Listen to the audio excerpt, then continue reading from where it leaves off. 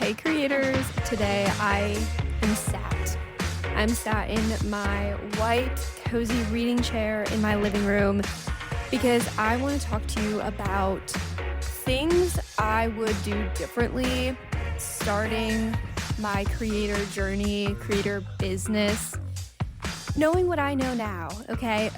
There's a lot to cover here, but I have made a list. I am actually video recording this episode, so if you do want to watch this on YouTube, you can, which is so exciting. You can see my living room. How freaking cool is that?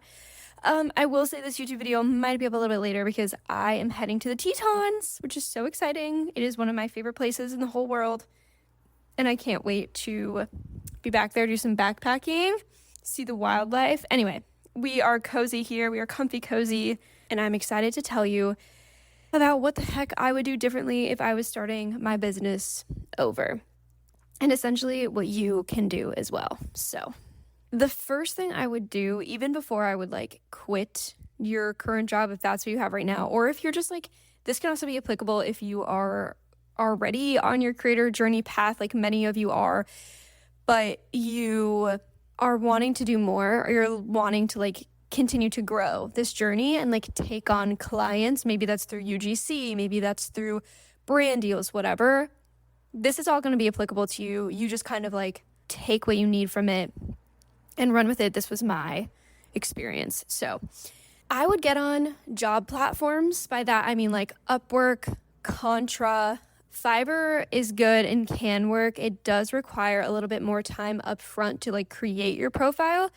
Whereas Upwork, I've had a lot of success on and has been just an easy place. And then once you get a few good reviews, then, things just kind of snowball from there. But I would definitely go set up accounts on those platforms. The good thing about Contra is that it doesn't take any service fees. The platform doesn't take any, whereas Upwork, they do. They take 20% of your earnings, which is bananas. And then I also don't like that you have to buy connects with real money to apply to jobs. They gift you some every month or so. But anyway, that's a whole nother thing. I would get on these platforms and I would be okay with taking lower paying gigs to start, to get the reviews, to get the experience, to get the testimonials, to be able to put on your portfolio. Definitely do that. Big life lesson looking back, hindsight, and still something that can apply to me today is I obviously want to continue to scale and grow, and so do you. The big reality is that this is a numbers game. This whole creator journey is a numbers game. So the more emails you send, the more eyes and the more potential collaborations or jobs or brand deals you're going to get. It's literally math. And I know we are creative people and I don't do math in public, but for this instance, math must be done.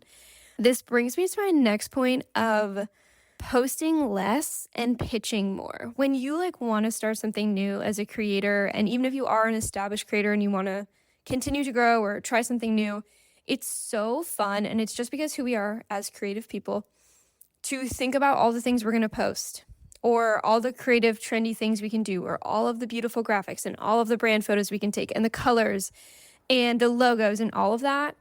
It doesn't really matter. It doesn't really matter, all of those fun, flashy things. What does matter is you actually just reaching out and pitching to brands and people. So post less. And what I would post, I got this advice when I first was starting my business, to use your Instagram, your social media as a billboard to push people to your website or your portfolio, whatever. And I would take that seriously. I would take that advice seriously. So I would create a couple of posts that are just alive on your account. Maybe it's who you are, what you do, what you want to do. And then the content that always does well across any niche. I've worked in so many niches in social media. I actually have never talked about this before, but I've worked in education, study abroad companies, health and wellness, literally so many. There's so many random, pet care, literally so many.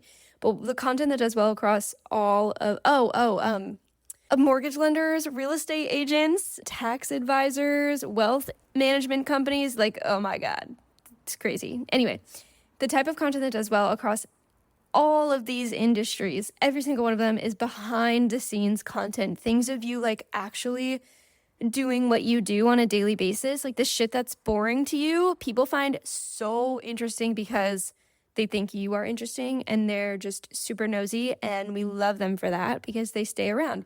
So while you have those few core posts on your platform about like who you are, what you serve, post on your stories about like what you're doing behind the scenes, or like once a week post one like kind of off the cuff behind the scene thing, because posting on your Instagram is not going to pay your rent. What will pay your rent is the time you spend pitching to brands. So just keep that in mind. Posting way less. What I would do while you're on social media is engage more than you post. We talk a lot about like growing a community. We always want to grow. We always want to get bigger. And that's a great thing. Not shaming anybody for that. We all want that. But the people who are currently in our community are going to be the number one source of people who are going to help you grow a bigger community. Like the networking that I've made and the collaborations and contacts with all these other creators have helped me get more work sent my way. So you need to be engaging more than you're posting, and you need to be pitching more than you're posting. It's like kind of like a little pyramid. Can you see that? Okay. And while I'm giving you sort of all these tips, it's important to remember that nobody knows what they're doing. Nobody knows what they're doing, and it's totally okay. Nobody ever knows what they're doing. They just keep iterating.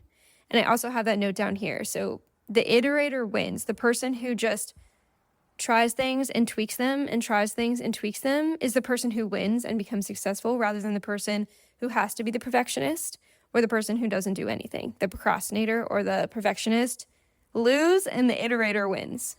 Hey, I'm Maddie Garrett from Paid to Travel, the UGC podcast, where I teach everyday people just like you how to make more money through content creation so you can spend less time sitting behind a desk and more time exploring the world. And here is your UGC tip of the day. You don't have to have an entire UGC portfolio created before you start landing paid brand deals. Check out job platforms like Coley, Popular Pays, and Popfly and start applying to some gigs on there.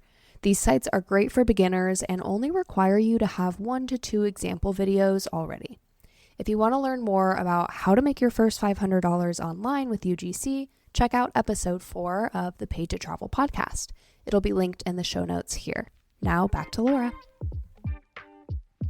I would also make a very simple 1-page portfolio. I know a lot of people do Canva sites. I have mixed feelings about those. I know they worked super well for people, and we shouldn't really get hung up on like the system they're using specifically for that, because it does what I need it to do. But I do think there are opportunities to have AI build you a website, or get like a very cheap website, and it doesn't have to be super beautiful. It just has to be very simple with who you are, what you do, like your services. And then as you're getting these testimonials from these job platforms, you can put them on there. But you're probably wondering, okay, like I've been doing the job platform thing, amazing. These gigs are super low paying. How can I be paying my rent with content creation? Well, my biggest piece of advice is to ask. I can say almost 90% of the clients I have like worked with, I have reached out to them to ask them if they need support. And they're like, oh, this is what you do? Actually, yeah, I do need that. Do you see how like I am getting most of my business from my outreach rather than like people finding my posts on Instagram? That's why for me, it's so much more important for me to focus on the pitching and the outreach than it is for me to post. But I still want to post because, one, it's fun, and I like to nurture the community that I have, and I have a little bit more time now because I have this client work. Like I'm not constantly scrambling for work to be able to make those posts. Okay, I digress. But the power of asking is so underrated and overlooked in the creator community. I mean, if you have somebody that you like love their content, or you're just like, this person would be the perfect brand for me to work with, or the perfect, like I just know like how to help them and serve them, just ask them.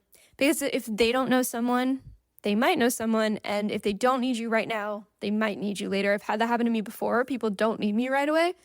Then they reach back out and they're like, oh, I need you, which is awesome. We just want people to know you. And when you ask them and give them the opportunity to be like, oh my gosh, let me really think about your services for a second, they might say yes. And the answer before you even ask is already no. So you might as well ask and get confirmed on the no. So let's say that you've moved on from the job platforms. You've now been pitching consistently. You've been cold pitching. You've been reaching out to people on, through email, DMs, whatever. And this is happening for you now. Like, you have like brands working for you. You have like consistent gigs coming in, clients, whatever. Now it's like, now what do I do now? What do I do now? Because now I want more. Like, we want to scale this more. It always comes back to the basics here. It comes back to the more pitching. The more emails equals more eyes, which equals more potential collaborations. That like does not change. And I have wrestled with this for like 6 months. Sometimes I'm like, what am I doing? Like, what do I need to do? And I remind myself, like, this is literally a numbers game. That's all the game we're playing is numbers game.